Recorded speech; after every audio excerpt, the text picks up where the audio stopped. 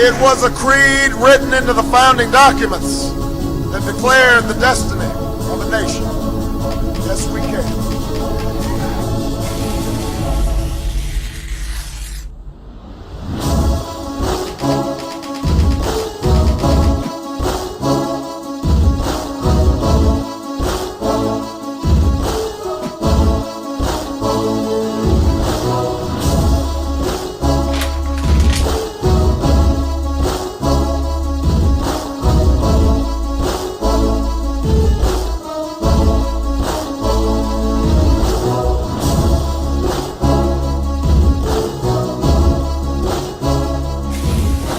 I'm not concerned about the very poor. We have corporations are people, my friend.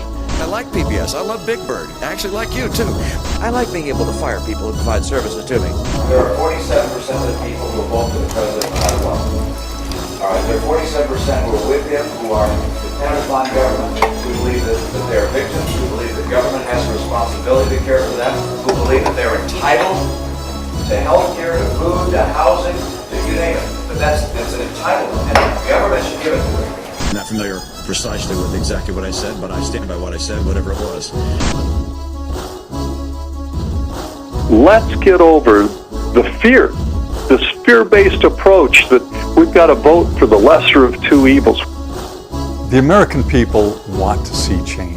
This is not the country I grew up in. This isn't about just this election. This is about a long-term movement. What we've seen from the Democratic and Republican parties, where they brought this country, is absolutely tragic. The war on drugs, which is a completely failed policy. Without the Democrats colluding with the Republicans, we would not have engaged in an illegal, aggressive war against Iraq. We will do everything we can, and even if it means a constitutional amendment, to get the corrupting influence of corporate and other concentrated wealth out of politics. Nobody's talking about breaking up the banks that are too big to fail.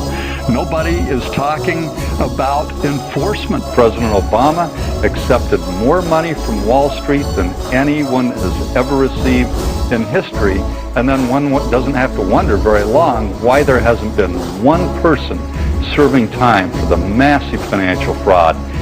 Corporations are formed to maximize their investors' profits. Corporations are not people, and they cannot be allowed to undermine our democracy by buying our elections. Severe punishment should be provided for any government agent who engages in or authorizes torture or cruel, inhuman, or degrading treatment of any person being detained anywhere without exception.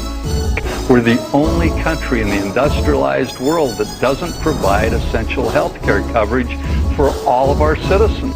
We need to renegotiate our trade agreements so that we're no longer sending these millions of jobs overseas and we're bringing them back, and provide the kinds of good jobs that our young people should be looking forward to. The military-industrial complex has a stranglehold over our government.